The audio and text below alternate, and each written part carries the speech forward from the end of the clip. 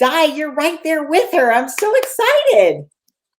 I am so excited too. Hello, everyone. This is Di Patterson, America's gerontologist, and I am live today with truly a living legend from my childhood days. This is Delores Meinberg. Dolores turned 92 yesterday, a grand party at her home. 16 people are coming for dinner, and they can hardly wait to be around her.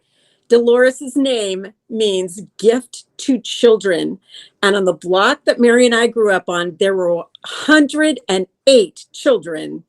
Well, when we were young, and Dolores has been beloved by so many of us over the years. Mary, you give another entrance for her too, her bio in your estimation. Yes, yes. And this is just a spontaneous show because Dolores Yeah. is like so willing and able to go live. Like most people, Dolores, they need a week to prep. They're like, oh, I'm so nervous, whatever. And you're like, sure, let's do it. Like she's 92 years old, people. So today we're going to be hearing stories from Dolores about our neighborhood, about maybe a few secrets to her longevity, how to keep a great attitude throughout your lifetime. I mean, hello, 92. She's going to have a lot of value to share with us today. And I have the privilege of being the little sister, as Diane always says, of the group. And I thought it was 80. I didn't know there was 100. And, how many? 100? 108. When you were 1 year old, there were 108 children on this block between birth and 18 years old. That is crazy sauce. Well, it was so fun growing up in such a wild neighborhood, Ordway. And in fact, I'm sure you remember this, Dolores, in the 4th of July, 1976. We were celebrating the centennial or bicentennial, and they blocked off our street, and we had food down the center, and everyone had pools, open their pool, and we had games in every pool. Oh my gosh, I was in heaven. And Dolores, do you have a memory of that? We had a popcorn machine in the center, and all over, everybody was barbecuing. And people would walk and say, "What is going on in the street?" And we'd say, "Sorry, it's a closed park." And they said, "Oh, but it looks like you're having so much fun." I said, "I know, all of us." Right. So wonderful. That's right. Yeah. Ordway and Fostoria, our little neighborhood. So again, I didn't really officially introduce you. I was just so excited to talk about you because I also want to hear about the Ordway drinking and Ordway drinking and marching club. Okay, we're going to get to that. I'm just teasing the audience a little bit. So again, if you're just joining us live, in fact, Jay Chun has just, I love it. He has just logged in and said, hello, y'all, impromptu. Yeah, very well planned. Thank you, Jay. That is so sweet. I just can't wait for everyone to know Dolores and to love her. She was one of my mother's best friends. When mom had joy in her life or sorrow, good times and bad, she would walk down to Dolores's house or Dolores would come up to ours and they would have a cocktail and discuss all of the solution to the world's problems. And we are now blessed by hearing those stories now in our adulthood, hearing about all the things that happened when we were children that mom wasn't ready to share with us when we were little, but Dolores now could peel back the curtain and tell us about that. So Dolores has been a maternal leader in our neighborhood where we grew up in Anaheim, and just such a blessing to us all. She can cuss like a sailor and at the same time hold your heart so tenderly and say the words that you need to hear in exactly the right moment that you need to hear them. She is a kick in the pants. I'm so excited to spend this time with you. Everybody, Delores Meinberg. Yay! Yay! You know, Dolores did some archive video for me earlier today. And so we're really up for the questions that Dolores has great answers for the questions you're going to put up, Mary. And yes, the Ordway Drinking Society stories will come out. And yes. And I hope you bring up the Girl Scout cookies. Oh, we cannot escape the Girl Scout cookies and calendar stories. Because for the ding dong dish it. Oh my goodness. So much. Come home and all these cookies are lined up. He said, "Well, I see the Alexander girls were here." And I said, "Yes," and it started eating. Those were happy days. Yes. Thank you for your patronage.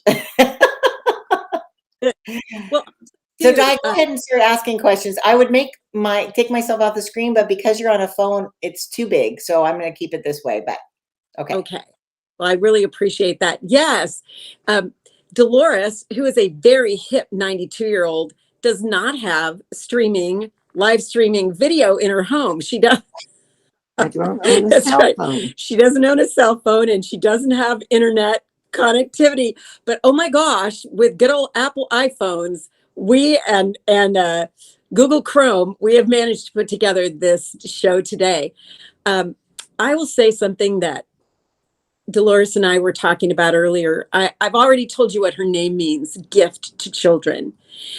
But the other thing that has become so amazingly evident in this latter part of her life is that she is a gift to many people of all different ilks and cultures because she does speak to that child within them. I told Dolores earlier that I thought her awesome triangle of strengths were first, she is ready to engage with people who come to meet her or who come as a caregiver or a hospice nurse, her doctors, people at the, drugstore or grocery store. She is ready to engage. And, that is a mantra of mine, hope, helping older people engage. And that's why I really wanted to have Dolores on today, because her first strength is her willingness to engage. And some people don't think they're particularly good at engaging or they're shy, but Dolores is willing, and that is a big strength of hers.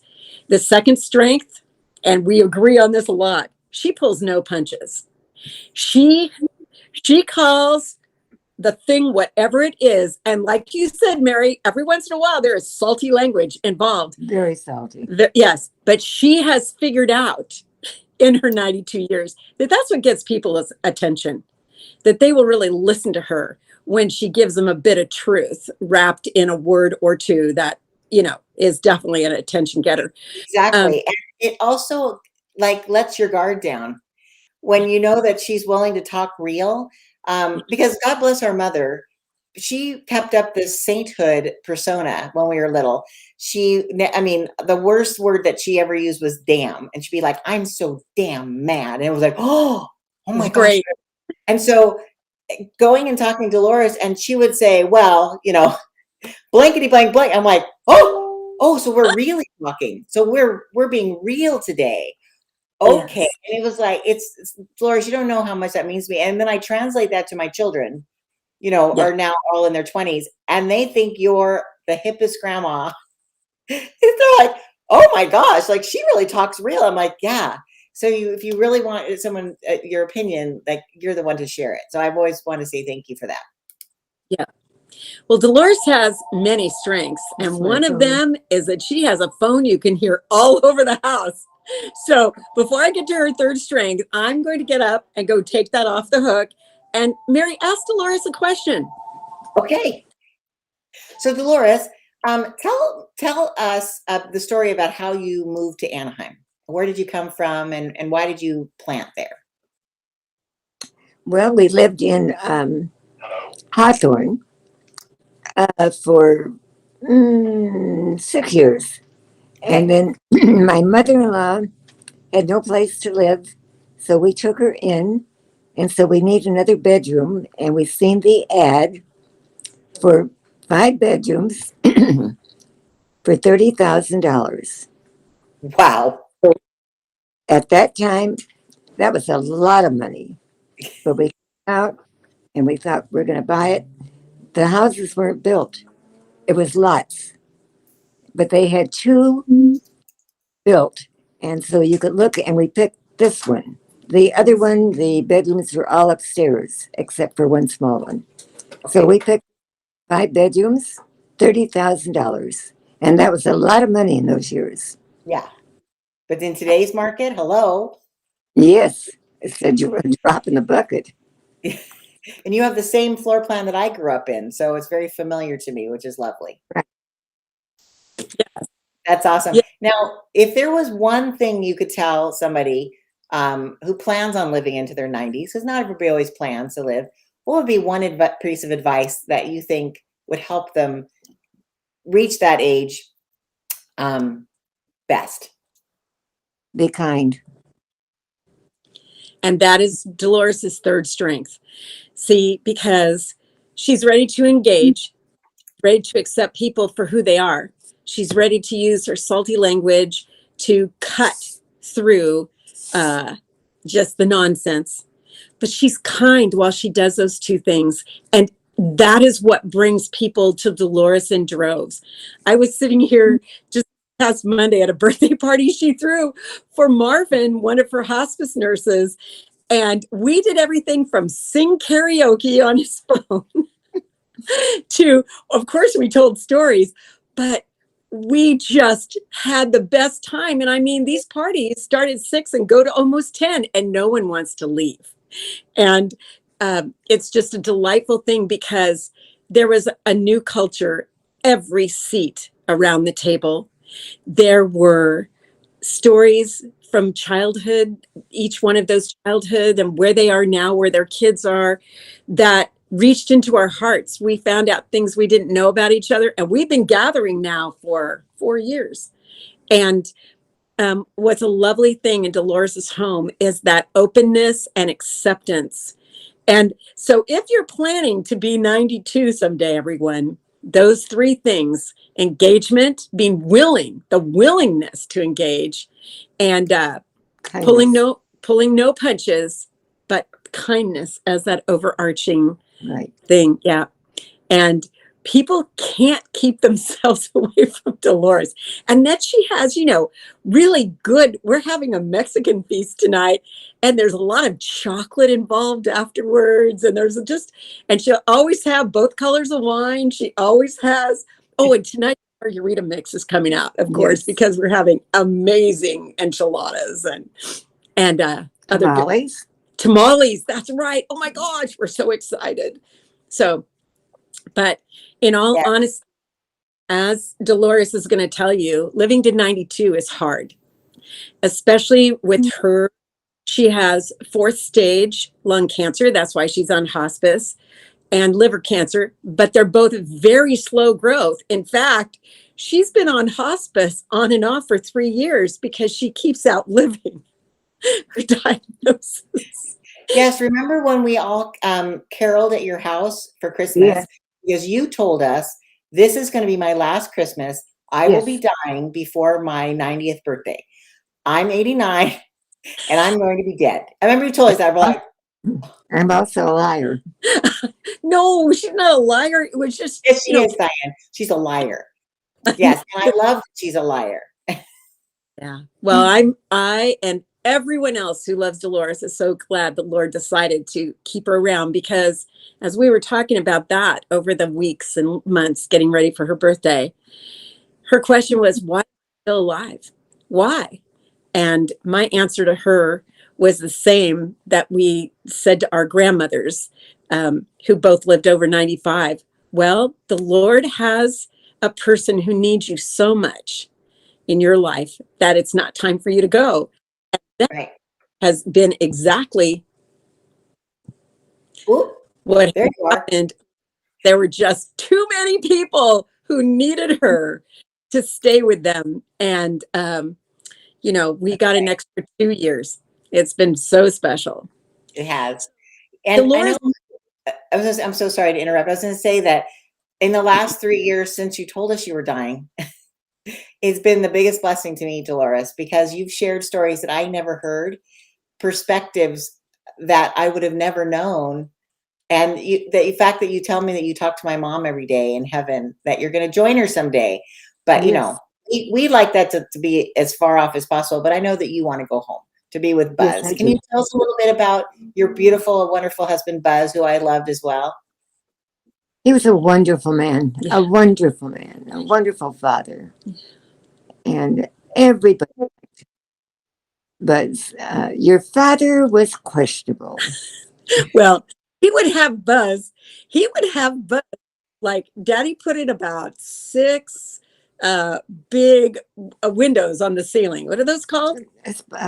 Something light. Yeah, that's right. Son, Mary, help us out here. They were sunroof? No.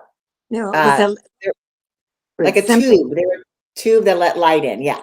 They were big squares that Buzz cut into the roof down to the ceiling so there could be, A light come in. yeah, natural sunlight coming in through these windows. Well, anyway, our dad, who was a very brilliant lighting engineer for many, many large things, universities and huge churches, et cetera, et cetera. The son, Daddy told after he had cut the holes in the ceiling, he asked Buzz if he could move the windows over a little bit. And I'm going to tell you what Buzz said to him. Dick, it's not a fucking eraser. It's a saw. Sorry, We everyone. told you, folks. We told she could be salty. I love it. And that's exactly right. Because my dad, the Buzz always said, measure twice, cut once. My dad was all like, oh, just cut it. We'll figure it out. And then, oops. Yeah. That's right. So these sunlights, sun screen, what do we call them? Sheesh. I don't remember. I don't. Sunroof, right? No, Moonroof? but I know that the electricity company gave you a lot of money off of your electric bill. You would slice a few holes in your roof and your ceiling. Anything that could save some money, my dad was into. So Well, yeah. But I was blessed to be able to work alongside Buzz as we built on the banquet room. I was his assistant. He taught me how to add a room on. So he taught me how to put up, studs and drywall and insulation and run wires. And I was crawling up into the attic because I was the only one small enough, I guess, to do that with all the little critters up there. But Buzz was always so encouraging, Delores. Like he always spoke into me, encouraged me and said, you can do it. Just reach a little far. And Dad's like, get up there. He'd take a stick and poke me, but Buzz was always saying sweet encouragement. I ropes to your ankles so we could pull you back out of the attic if you got stuck. That was so funny. But I want to ask Delores a couple of questions because these are very real. Having the discussions about very old age are things that most people don't want to do. But Delores, being the salty, no punches pulled, kind, yet very real person, I want to ask you, Delores, really, what does it feel like to be turning 92? Unbelievable. Unbelievable. Okay. Am I happy? No. Okay. Evidently, there is a purpose. I'm here. Mm-hmm. So I can't question it. But no, I've been ready to go for a long time. Yeah. Old is hard. Old is hard. And Delores, as happy as she is she curls her hair in pins and curlers every single night. She's wearing beautiful mink eyelashes for this party right now. She has a wonderful tiara on that says birthday girl. She is in her best. Leopard. She's too delicious. Yes. And Mary gave her a matching pair of leopard skin. And Mary, I have my slippers on. Slippers. So she looks fantastic. And this house is all decorated for this joyful day. But Delores, she's in a wheelchair right now, which she actually wheels herself around in. And she climbs into her hospital bed as many times a day as she needs to put her feet up so that the injustices of old age, as they are called, swelling ankles and tiredness and, pain. And there is the fact that you've been able to navigate your life independently, you've been, as you would say, a tough old broad, right? Negotiating services and remodeling of your house to make it, Yes. Yeah.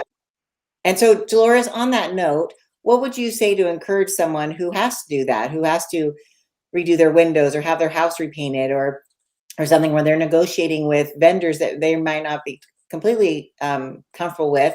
Like, what advice would you give to someone who is getting up there in age and needs the confidence? Don't take one that person's advice, get several people to give you amount of money it's going to cost you, because some people will take you when you're old. And fortunately, I have not been taken. Because she's too tough, everyone. She is scared. Yes. I've seen it. It's beautiful. Well, Yeah. I do like to be taken for a fool just because I'm old. Yes. And Thank you. I had someone come in. They said I had rats. So I had a company come in, and he came down and he said, "You have lots of mice." I said, "Really?" So he said, "We're going to put things to trap them." I said, "Okay." And he said, "In the garage, lots of mice." So they left.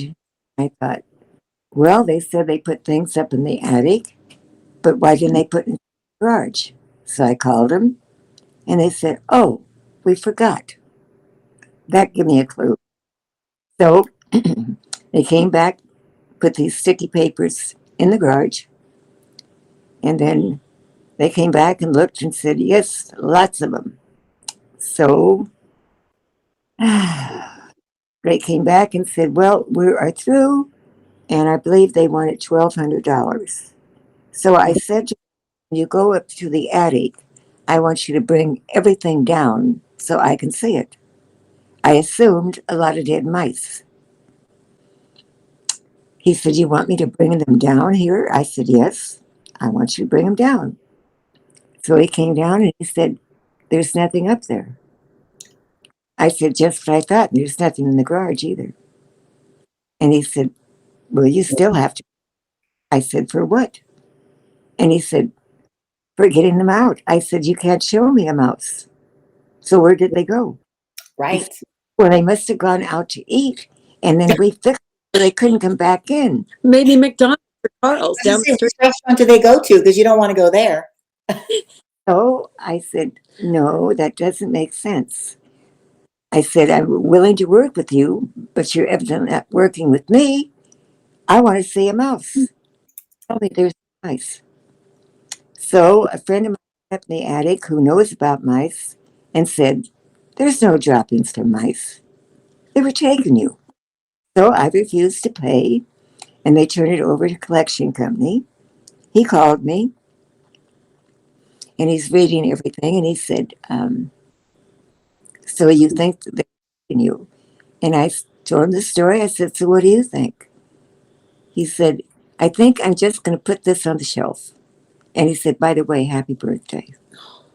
Next day was my birthday. And that was 2 years ago. 2 years ago. Yeah. Wow. So you did this at 89 years old.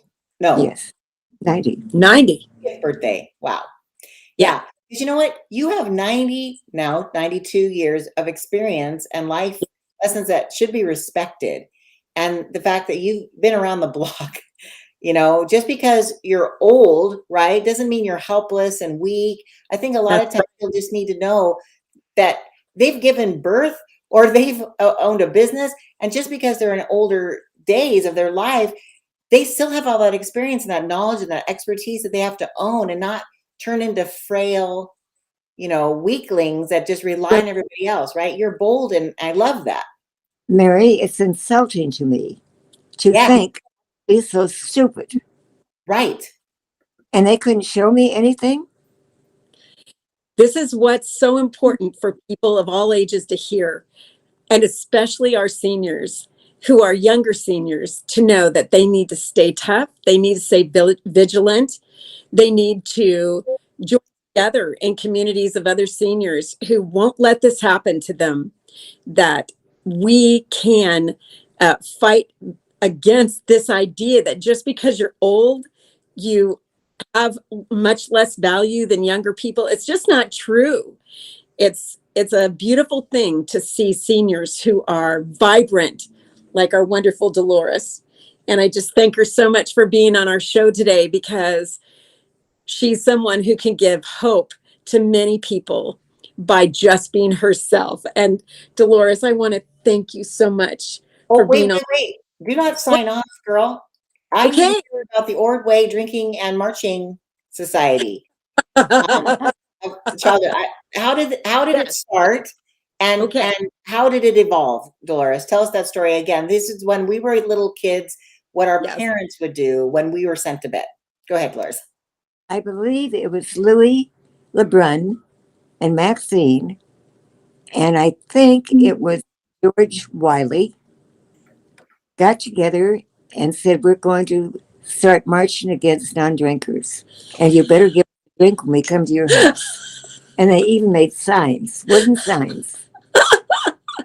Okay, and everyone, for the sake of time, I'm going to fill this in because I'm 10 years older than Mary, so I have a very good memory of when this all started. So we grew up on this huge block of baby boom kids, and like I said earlier, there were 108 children between birth and senior year of high school when I was 11 and Mary was 1. So about maybe when I was 8 or 9 years old, and this is only after a few years on the block, the parents decided that on New Year's Day, not New Year's Eve, but New Year's Day, because you need a second day to keep it going, right? They all put their kids to bed at 6 o'clock. 6 o'clock. And I don't know if they gave us, permission to play games, whatever. Well, we were in bed, and they took a lot of the parents on this block had gone to college because there were a lot of professionals on the block. And no matter what they did, no matter what their level of education, they were true to each other. They were wonderful to each other's kids. And I know that every mom on this block had permission to spank each other's kids if mom didn't see it. But anyway, back to the village, definitely. So we were in bed at 6 o'clock. The parents picked up either their college mugs or a very good tankard for beer.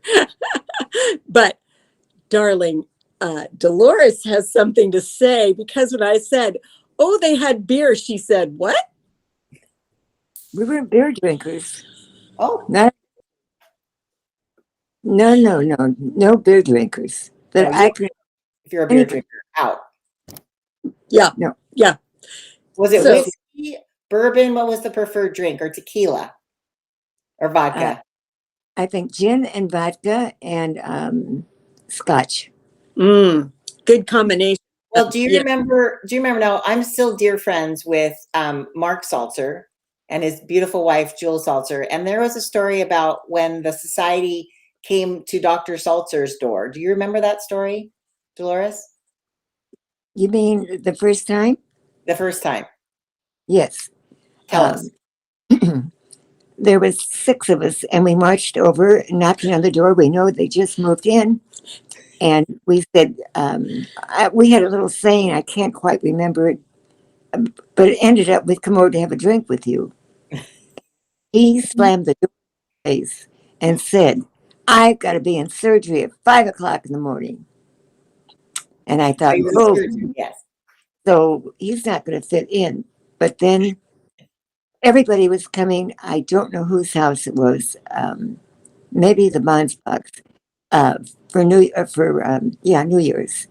And Dr. Salzer came with the biggest bottle I've ever seen of vodka on a stand. So you couldn't even carry it. You had to tip it. And he said, "Now I'm ready to party." And so we thought, oh boy, he's neat. And he was. Yes. And I heard that he had set up between the time that he slammed the door, because he literally was probably working 20 hours a day, and the time that he invited you back, he had set up a full bar in the dining room. In fact, it was there. I remember as a little girl, it had a bar where he could sit beside. He had all the mixers, all the drinks up above, hanging glasses. He was fully ready for the marching and drinking society, and I thought that was absolutely hysterical. Let me the story about New Year's Day. So all of us are in bed at 6 o'clock, and we know darn well our parents have gone with their tankards, and they started at the one side of the block at the last house, and they came around the block. And at each home, it was New Year's Eve. Was it New Year's Eve? It's not day. Okay. Everybody was laying down. Diane, excuse me. Listen to her. Well, to me, it was a very long party, but they started just going to each other for a drink. And then they decided, hey, we can't drink without eating. So Dolores, tell us who started making all these different dishes.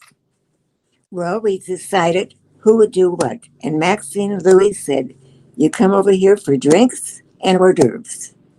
Then the next house we went to, I think it was Bon's Box, we went for salad. Then the next house, it could have been your mother and father's, we went for the main meal. Then we went for dessert. Then we went for after dinner drinks.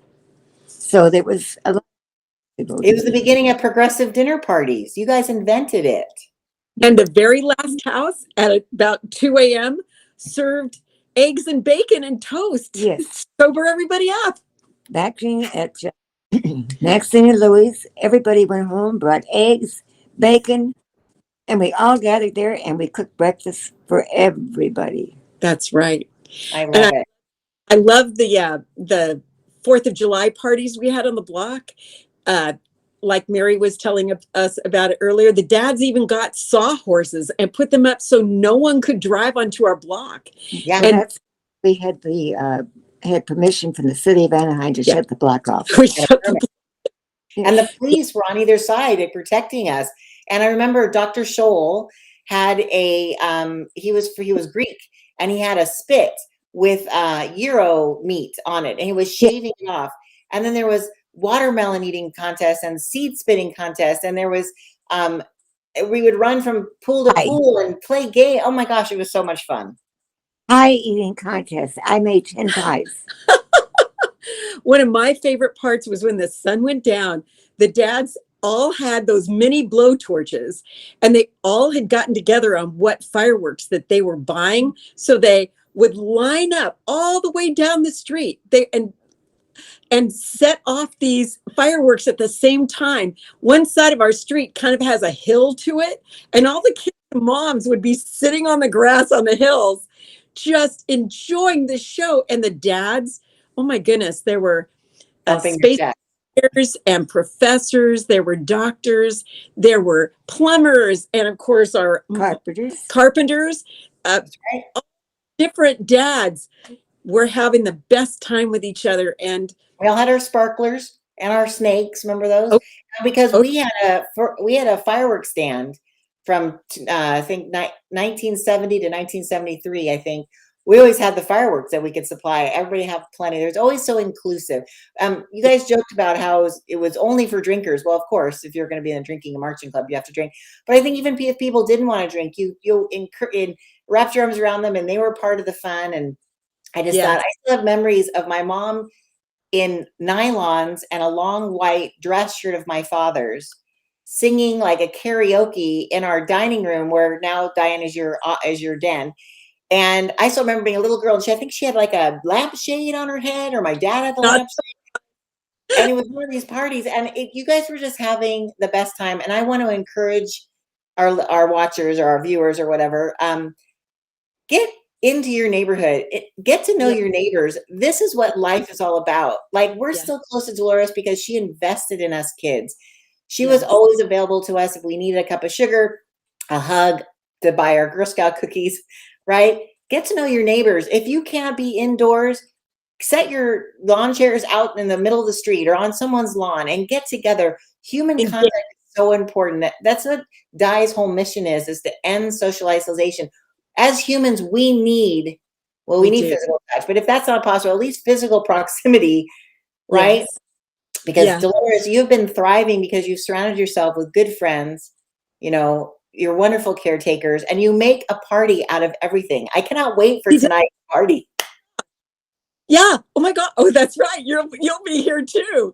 I will. In fact, Debbie, Debbie Battaglia? She says, "I wish I lived on your street," right? I think everybody did. Is that Debbie? Is that Debbie? That was Debbie. And also Audrey says, "How wonderful. Sounds like an amazing time." Yes, we really did live in a fairy tale childhood. Two wonderful gerontologists, I will tell you. They live in different parts of the U.S. Thank you so much for being on, both of you, and Jay also. If anyone else is on, I thank you so much. And really do share the message. And that is the engagement that you put out there.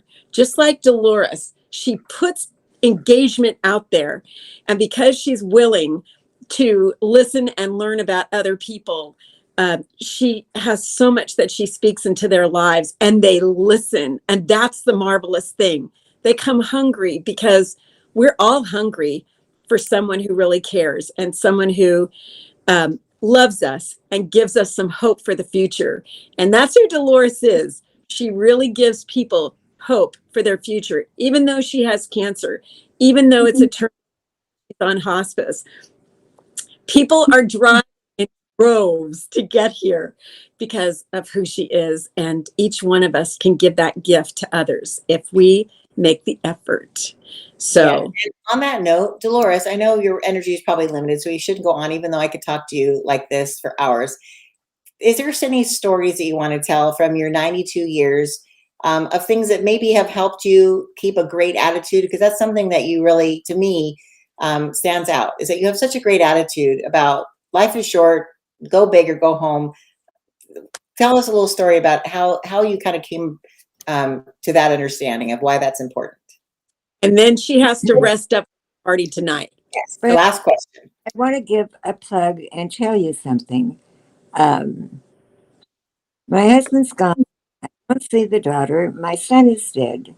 And I thought, so what do I do with everything?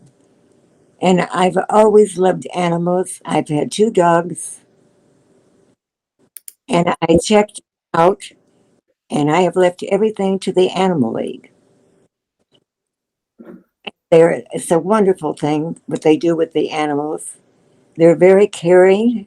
Um, and I tried to talk to the SPCA about it, and they wouldn't even talk to me.